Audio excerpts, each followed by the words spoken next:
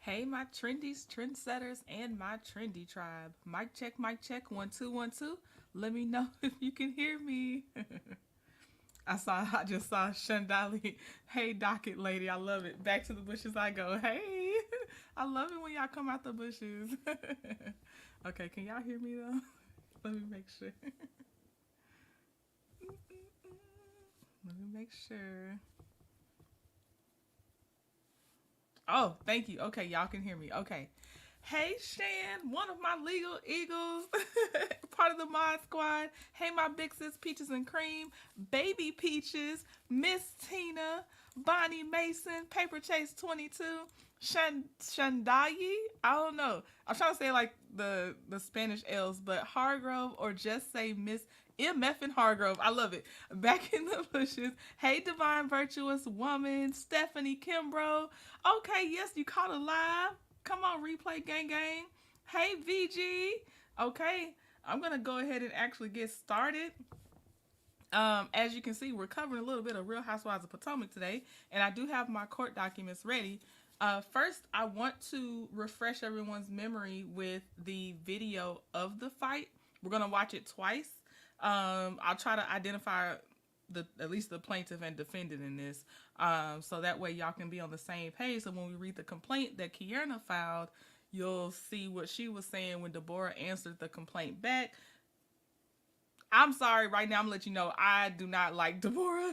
I feel like she definitely started, she definitely got violent, and so it is what it is. But we'll also read her answer to the complaint. So, all right, and we'll go over some court dates they have coming up. Okay, so first, here's the first round of the video, and then the second round, maybe that's when I'll pause it and say who is who if you can't tell. All right, so here we go. Oh, let me get my mic together. Hold on. Oh, it is together. Sorry, y'all. I probably sound low. I apologize. Okay, here we go.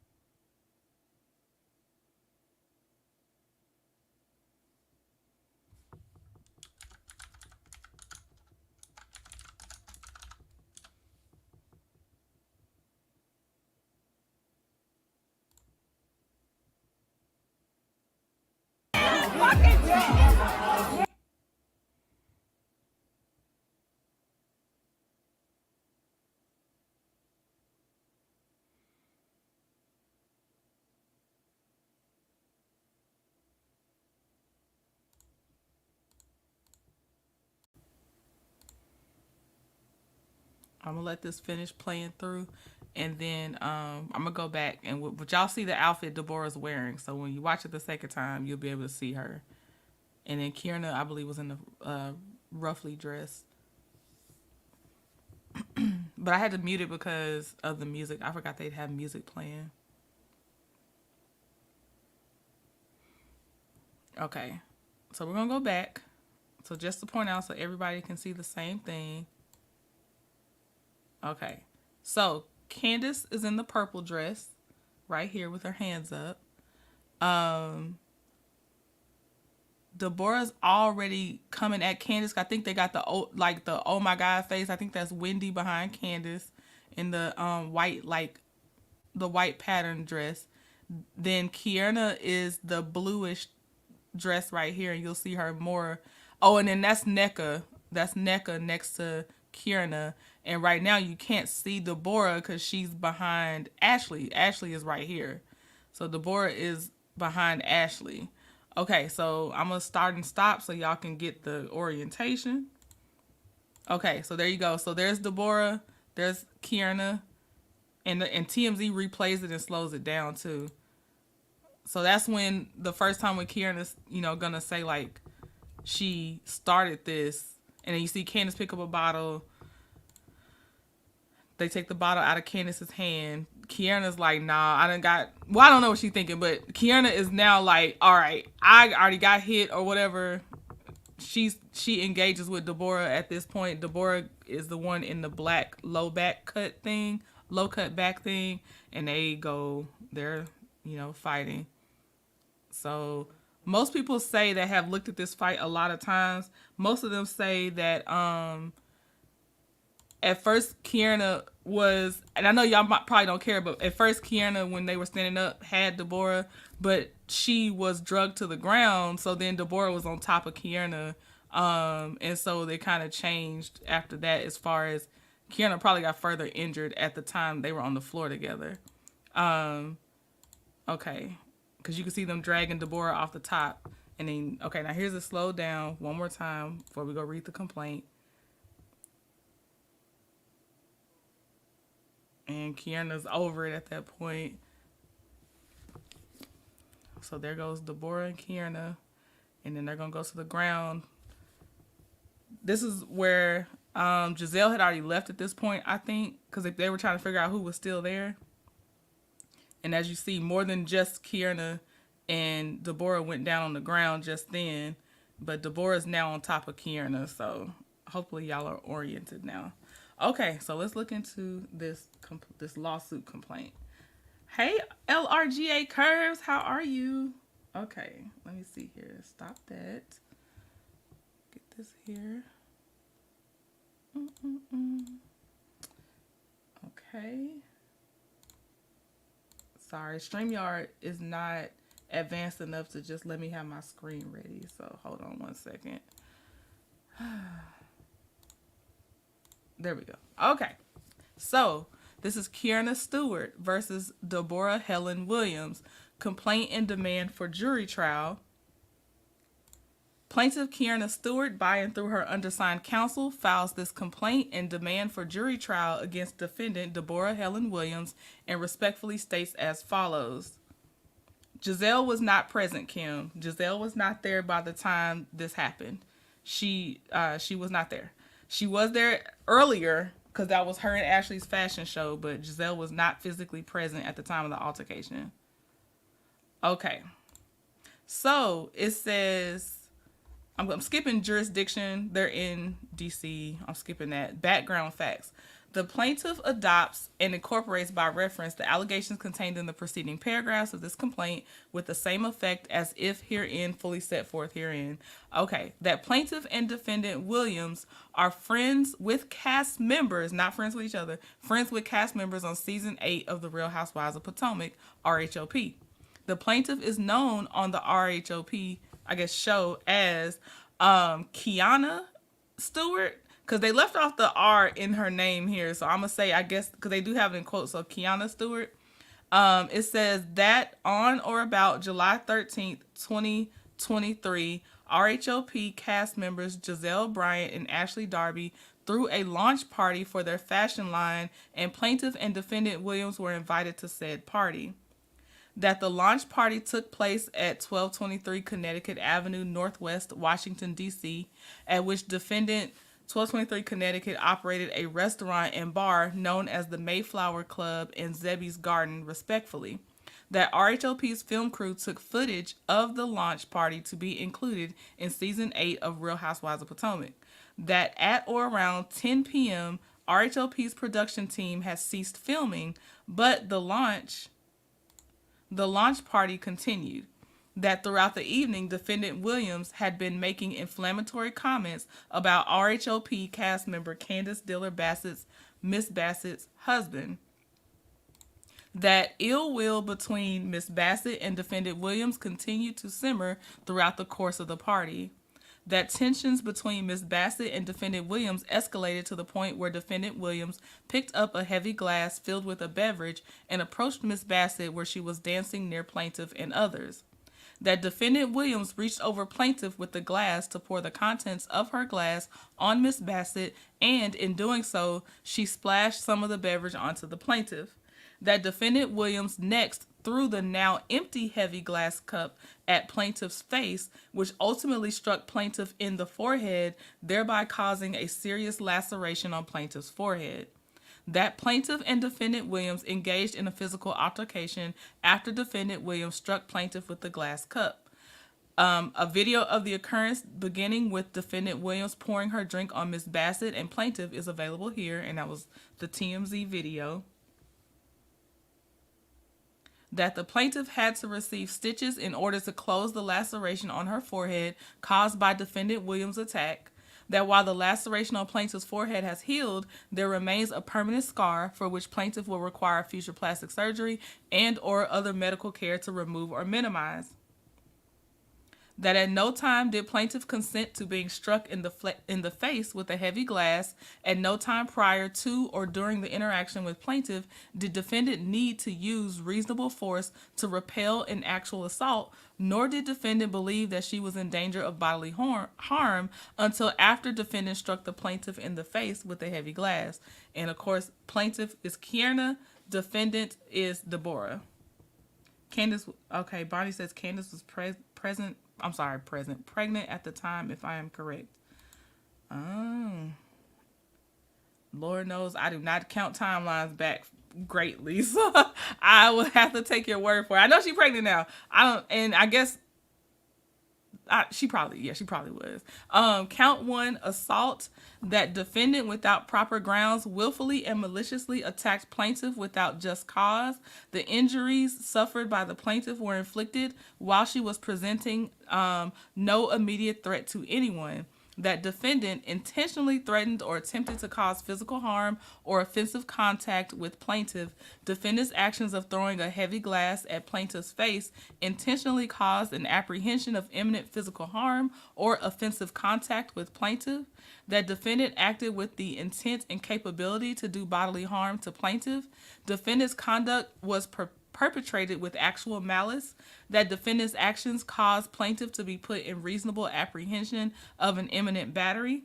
That as a result of defendant's conduct and actions, plaintiff has suffered and will continue to suffer severe mental anguish, medical and other related expenses. Wherefore, plaintiff demands judgment against defendant Deborah Helen Williams in the amount of $10 million plus punitive damages to the extent allowed by law, interest, and costs. Stephanie, I agree. Deborah has been doing too much as a friend acquaintance of the show. She deserves whatever happens at this point. She has been doing too much. I agree. Count 2, battery. Oh, and just to give a little bit more background for people that may not watch Real Housewives of Potomac, Deborah started this whole thing because Candace did not give her any time of day when she said Chris was hitting on her at a different event. And, you know, she's flipping her hair, and that's where Eddie got the name Happy Eddie. Or, I don't know if he got the name Happy Eddie in the same episode, but that's the same woman that called him Happy Eddie and all that stuff. But, yeah, and then production played the footage, and Chris played that woman to the left so bad. And so she was mad that but probably before even any footage was shown, nobody was stating her about Chris hitting on her. Nobody was feeling this. Like, she was just doing the most. And then when the footage came out, it made it worse. Then her nickname Sesame Street, Oscar the Grouch, all these things also probably hit home for her, because she is one of those women that lean on preferences. So, like, oh, all my hair is mine. Like, without prompting. Not someone's like, oh my gosh, I love your hair. Or, if you don't mind me asking, blah blah blah. No, she just one of those all my hair is mine girls. You know the type, y'all. And just doing this most stuff that so I think she's one of those girls that can't believe someone's not hitting on her, because she falls in the preference category. But let me tell you what, her features are not great. I don't know. I'm trying not to say too much, but it's not there. It's not happening. Bonnie, here's the thing though, Deborah's a grown woman. So Ashley may be one of those earworms and was in her ear hyping her up. But at the end of the day, Deborah, as a grown woman, made decisions to become physical with somebody, and she is an autonomous being, and that's on her. Ashley is messy, but the physical part that it went to is Deborah, in my opinion. Stephanie said yes, training. A season or two ago, she tried to make Chris out to be a creep. Eddie and one of the other guys was there. Yep. Okay, so now we're in count 2, battery. That defendant without proper grounds willfully and maliciously attacked plaintiff without just cause. The injuries suffered by the plaintiff were inflicted while she was presenting no immediate threat to anyone. That defendant's conduct in throwing a heavy glass at plaintiff's face constituted an intentional touching or the setting in motion of an event which resulted in the offensive non-consensual touching of plaintiff by defendant and was undertaken deliberately and with actual malice. That the heavy glass struck plaintiff in her face, leaving a deep laceration on her forehead. That plaintiff has suffered and will continue to suffer with permanent scarring to her forehead. That as a result of defendant's conduct, plaintiff suffered substantial damages, including but not limited to extreme and permanent pain and suffering, permanent and disfiguring injury to her face and forehead, humiliation, mental distress, and past and future medical expenses. Wherefore, plaintiff demands judgment against defendant Deborah Helen Williams in the amount of $10 million, plus punitive damages to the extent allowed by law, interest, and cost. Count 3, intentional infliction of emotional distress. That defendant intentionally caused severe emotional distress to plaintiff by her willful, wanton, extremely reckless and outrageous conduct, including but not limited to engaging in a senseless physical attack upon the person of plaintiff, which directly led to plaintiff's severe bodily injuries. Defendant's conduct in throwing a heavy glass at plaintiff's face can reasonably be regarded as extreme and outrageous, given the nature and circumstances of the situation. That defendant's conduct was willful, intentional, and malicious. The actions of the defendant go well beyond all bounds of decency and were done with the purpose of inflicting emotional distress and fear. That the aforesaid actions by defendant were so outrageous in character and were so extreme in degree that a reasonable member of the community would regard such conduct as atrocious, outrageous, going beyond all possible bounds of decency, and as being utterly intolerable in a civilized community. That's her other name, Cookie Monster. Cookie Monster looking self, those eyebrows are horrible. That was the other Sesame Street character, Cookie Monster. That as a result of defendant's outrageous and intentional conduct, plaintiff suffered a deep laceration to her forehead, permanent scarring, and was forced to cope with severe mental and physical anguish associated therewith. Wherefore, plaintiff demands judgment against defendant Deborah Helen Williams in the amount of $10 million plus punitive damages to the extent allowed by law, interest, and costs. And that was filed, so Keiarna filed this February 26, 2024. So that's when she filed her complaint. Then Deborah's first answer, probably, maybe so she wouldn't miss the deadline, I'm not sure. But first it's just in handwriting and it's answer of defendant. And she puts not guilty right here. And that was May 31st, 2024. Okay. I don't think there was an attorney yet at this point. Okay. And then after that, so that was her first one, May 31st, 2024, she just said not guilty as answer of defendant. Then Her detailed answer came, I'm thinking, when she got representation. So I'm going to move this over here because we'll have to go back and forth to the complaint. So when you see like admit, deny, has no knowledge of, we have to go back to the paragraph numbers that correlate to know what she's admitting to, denying, and all that stuff. Okay, so this one, the answer, defendant Deborah Williams, by and through her attorney, files her answer to the complaint and states as follows. Ms. Williams generally denies all liability on all claims and all counts. Any allegation not explicitly admitted below is hereby denied. Okay, so this is, each number is the paragraph number. So the first part, like 1 through 6 is the jurisdiction. I'll show y'all. I'm not going to read it again, but I'll just show you what paragraph 1 through 6 is so you can just see it until we get to the other parts. So, like, see jurisdiction and venue, the parties. And this one where she says she's without sufficient knowledge, she's, the attorney's basically saying they don't know Keiarna Stewart, so they're not there to confirm or deny who Keiarna Stewart is and where she lives and all that stuff. Okay, so then we go down to number 7 and 8. 7, it says she doesn't have sufficient knowledge, and 8 she denies. So 7 is, okay, that's the standard statement on 7. But 8, she denies that, hold on, what does she deny? That they're friends with cast members on season 8. So she's denying that they are not friends. I think her or her attorney may have misread it and thought that this statement said the plaintiff and defendants are friends versus they're saying that they're respective friends. Like the plaintiff is friends with Candace, the defendant Deborah is friends with Ashley. So they may have misread that, because to deny that is weird. Like, we know that you're friends with Ashley, so that's weird. Okay, number 9, doesn't have sufficient knowledge, and that is that the plaintiff is known as Keiarna Stewart on the show. Number 10, admit, though Miss Williams does not know whether plaintiff was invited. She knows she was there, but does not know how she came to be there. So basically, Keiarna was stating how they got to the party, and it was on July 13th, 2023. That was a fashion line party. They get real technical here. They try not to admit too much at all, so it's expected. Then number 11, it says Ms. Williams is without sufficient knowledge or information to admit or deny allegations in this paragraph because it makes no sense. There is no defendant named 1223 Connecticut, and I'll let y'all see that paragraph.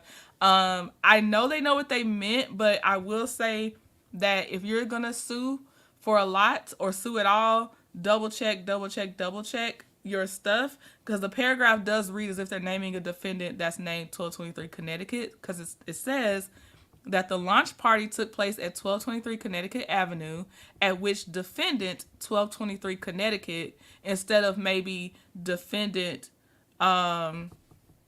whoever is the other person, operated a restaurant. I don't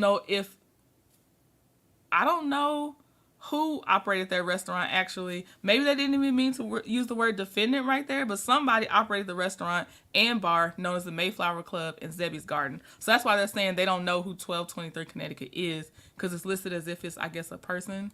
That's how they're interpreting it. Okay, then paragraph 13, she admits, which is that at or around 10 p.m., production team has ceased filming, but the launch party continued. So she admits that part.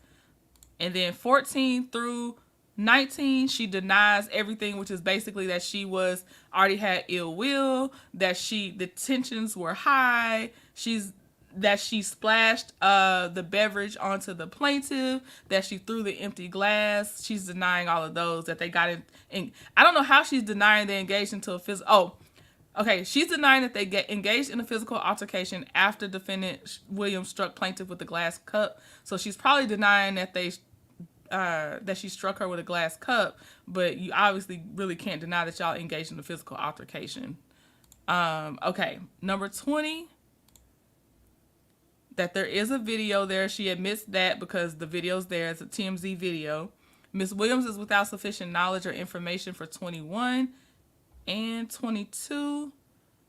Okay, her injuries. She's saying she's not aware. She does not have sufficient knowledge of Keiarna's injuries. And then 23, um that Keiarna was saying she does not, the defendant didn't, but excuse me, let me just read the paragraph. Paragraph 23 that Deborah is saying she does not have sufficient knowledge of is that at no time did plaintiff consent to being struck in the face with a heavy glass. At no time prior to or during the interaction with plaintiff did defendant need to use reasonable force to repel an actual assault, nor did defendant believe that she was in danger of bodily harm until after defendant struck plaintiff in the face with a heavy glass. So she's just saying does not have sufficient knowledge for that. 25 through 29, she denies those paragraphs, and that's again what Keiarna is saying happened, the harm she suffered. So she's denying those. Then 31 and 32, she's denying those. That she maliciously attacked the plaintiff, that she threw the heavy glass, she's denying that. She doesn't have sufficient knowledge of 33. That the heavy glass struck the plaintiff in the face. She's saying she does not, and the deep laceration, she doesn't have sufficient knowledge. 34, she denies that the plaintiff suffered substantial damages. And 36 through 39, she denies, which is more of the same, reworded mostly, but more of the same. She denies all of it. This is Deborah denying it. And then Deborah's response to prayer for relief, Ms. Williams denies that plaintiff is entitled to any of the relief requested in the complaint or to any other relief. And her defenses are, the complaint fails to state a claim upon which relief can be granted. To the extent, if any, plaintiff has suffered any damages and or losses which Ms. Williams denies, such damages or losses were the result of and caused by plaintiff's own conduct. Any actions of the Williams regarding plaintiff were taken for legitimate legal reasons as to protect herself from plaintiff. So she's saying everything that she did in that video, it was to protect herself from Keiarna. Any actions that she took were taken to protect herself from Keiarna is what she's saying. Number 4, the claims asserted in the complaint and the request for relief regarding intentional infliction of emotional distress are barred in whole or in part because none of the alleged conduct was intentional, extreme, or outrageous or could have been regarded as intolerable in a civilized society considering the situation. The claims asserted in the complaint as the request for relief regarding assault and battery are barred in whole or in part because Ms. Williams acted in self-defense. The claims asserted in the complaint and the request for relief regarding assault and battery are barred in whole or in part because Ms. Williams' actions were not intentional. The complaint fails to state a claim since none of the alleged conduct was the proximate cause of plaintiff's alleged emotional distress or alleged mental anguish. The complaint fails to state a claim because plaintiff did not suffer severe emotional distress. Wherefore, defendant Ms. Williams respectfully requests that the court dismiss plaintiff's claims with prejudice, award Ms. Williams her costs and reasonable attorney's fees incurred in defending this frivolous lawsuit, and allow Ms. Williams such other and further relief as this court deems just and proper. Submitted June 10th, 2024, and she does have representation from Remus Law Group. Okay, then this is the schedule of everything that's coming up. Obviously, things could be changed later, but this is just the dates that are on record right now. So they do an exchange list of fact witness. July 30th, 2024 is the deadline. Proponents rule report August 6th, 2024. Opponents rule report August 29th, 2024. Discovery requests have to be in by September 12th, 2024. Close of discovery October 15th, 2024. Filing motions by November 12th, 2024. Dispositive motions decided by December 11th, 2024. ADR, which I believe is remote mediation, I believe, is January 8th, 2025 at 9 a.m. And then there's a pretrial from February 24th, 2020, or between February 24th, 2025 and March 26th, 2025. So, and that was filed May 31st, 2024. So it's gonna be a while if nothing gets dismissed and it goes on. It's gonna take a while, like normally it kind of does in court and everything. So that is where they're at right now with this lawsuit. So just play it back if you came in a little bit later, but hopefully you'll get to see everything. You'll see Keiarna's complaint, Deborah's answer, and you're looking at the schedule right now of their deadlines. All right. I think that's it. I'm gonna give a few seconds to see if y'all type anything or say anything. But that's it.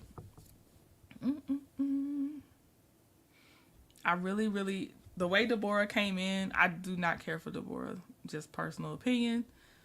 I don't like it. Don't like it at all. I'm just giving a little time because as soon as I hit my music, I'm gonna see somebody comment. April said Deborah started this whole melee. I agree. I feel like because her words weren't enough to get to Candace, she started, I'm gonna do whatever I want, and just started getting physical. Like the names, I think the names really dug in under her skin as much as she tried not to be bothered, and she's not mature enough to keep it at the words. And then the internet clowned her because they was like, girl, stop. Girl, please, stop it. Okay. I think that's it. Okay. All right. Well, let me say thank you to Queen Common Sense. I saw the Cash App. Thank you, Queen Common Sense. I appreciate you. And I will see y'all sometime tomorrow because we're supposed to have our lunch break live, but I'm going to go see Bad Boys. So I might be a little bit later on lunch break live tomorrow. Hey, God's grace. Okay. Oh yeah, I'm gonna go see if what's happening or somebody caught the live so I can replay it. Cause I think I was going live the same time Mel was going live. I was upset. So yes, I love the avatar. Since I popped out the bushes, I might interact more in the future. Candace does too much and I can't stand her.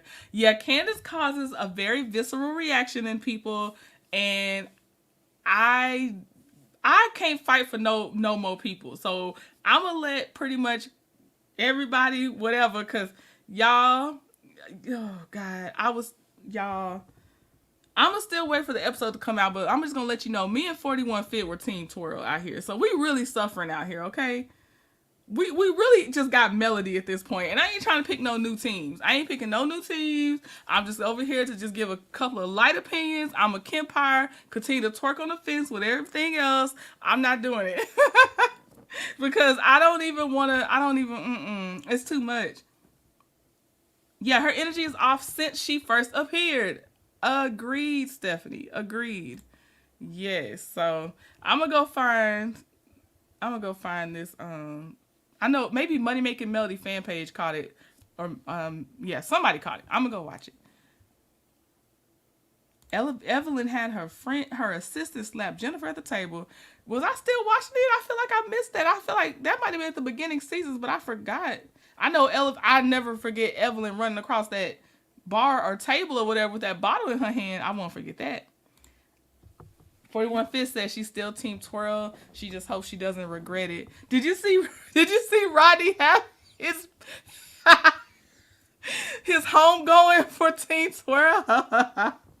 41 Fit, you gotta tell me you watched that. You gotta tell me you watched Rodney do that. I'm not a fan of Kenya either, but I don't see the case they're trying to build. This one going back to the bushes. Oh, look, no, me and Team Twirl was fighting for our life out here. It was just me and 41 Fit and a couple of other trendies. Don't you worry. Don't you worry. If you've been in the bushes, you know the only thing I'm gonna fight you on in the sense of verbally is Melody Cherie. That's the only thing I'm gonna fight you on. Everything else, I just be windmilling by myself. No, J28, that's only in Chef Donda's chat, you crazy.